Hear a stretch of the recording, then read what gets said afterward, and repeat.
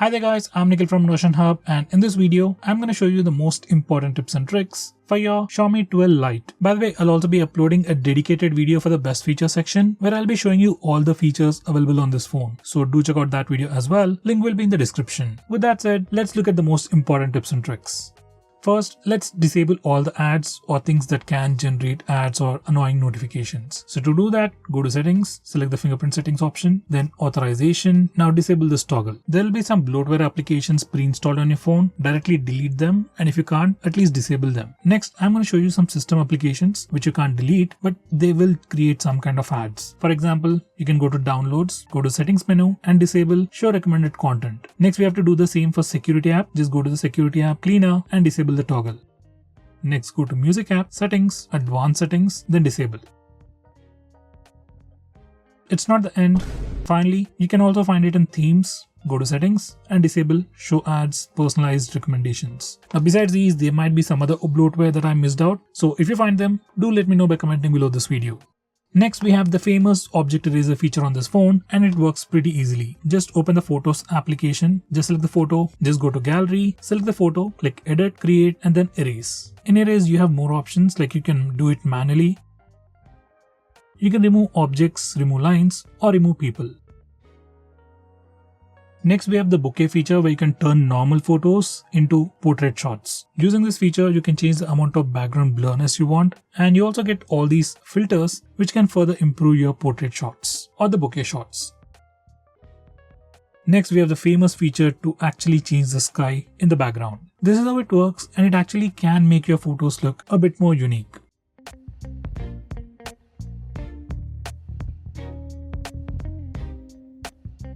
Next, we have Ultra Battery Saver, which is another unique feature available only on this phone. Let's say you have just about 5% of battery and you want your phone to stay alive for 2 to 3 hours. Then you just enable this Ultra Battery Saver. It'll kill all the applications running in the background, restrict your phone's usage, and give you basic features like calls, SMS, and keep your phone alive for the next 2 to 3 hours. This is an amazing feature that you should definitely use. Next, we have Circle to Search. Now this particular feature is enabled by default. To trigger it, you just need to press and hold on the bottom bar and then just circle to do a search. This is just like Google search, but you can precisely circle the object that you want to search for.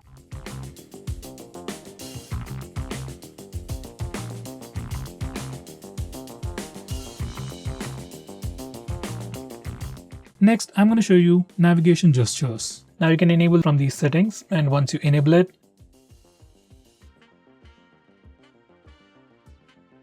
you can swipe from the bottom of the screen to go home, swipe and hold for recent tabs. You can swipe from the left side or the right side to go back a step. For Google Assistant, you can swipe from the bottom left corner or the bottom right corner. And just like on iOS, you can just swipe left or right on the bottom bar to quickly switch between applications. Next, we can also trigger Google Assistant by just using the power button. You just need to enable this toggle and then press and hold the power button to trigger Google Assistant.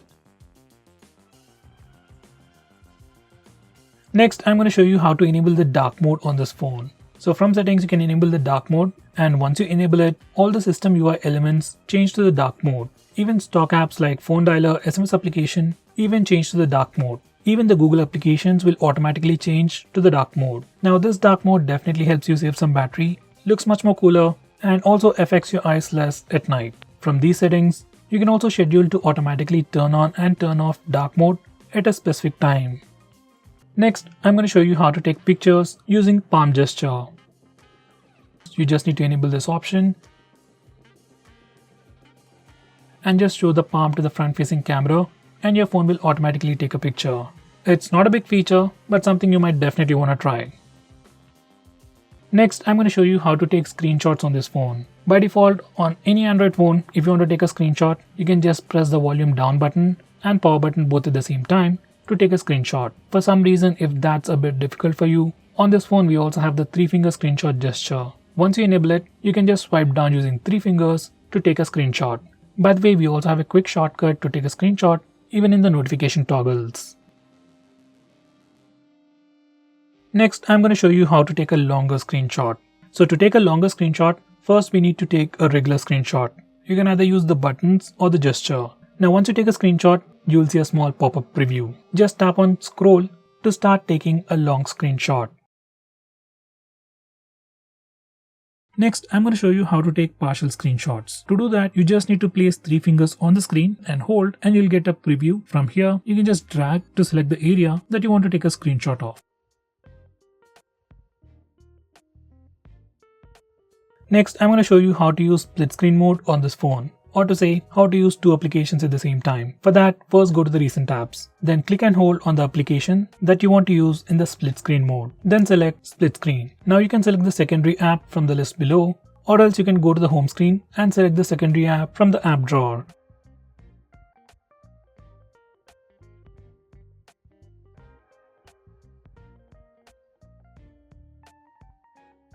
Next, if you want to change the display sleep time or the display screen on time, you can do that from these settings. Normally you can find it in the display options on other phones, but it's a bit tricky on this phone. Next, if you want to display the memory usage on the recent apps page, you need to enable this particular toggle. And once you do that, every time you go to the recent apps page, you can check out the memory status. Next, if you want to display the battery percentage on the status bar, this is what you need to do. Go to these settings and you can choose between any of these options. I would select percentage outside the icon. Similarly, if you want to display the network usage of your phone on the status bar, just enable this toggle. Once you're done, your phone will display the real-time network usage information on the status bar. Next, I'm going to show you how to change the default applications for regular profiles like the default browser, SMS, and so on. For that, you need to go to the settings and come to this particular page, and from here, you can change your default browser, default SMS application, default email app, and so on.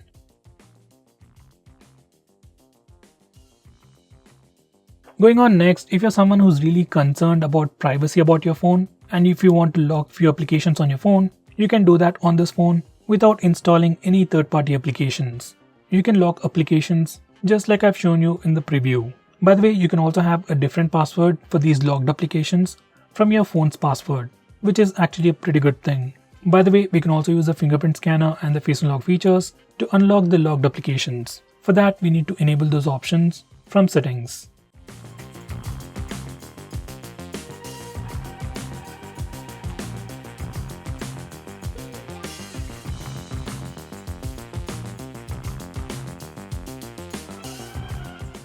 So guys, these are all the most important tips and tricks that you need to know about your phone.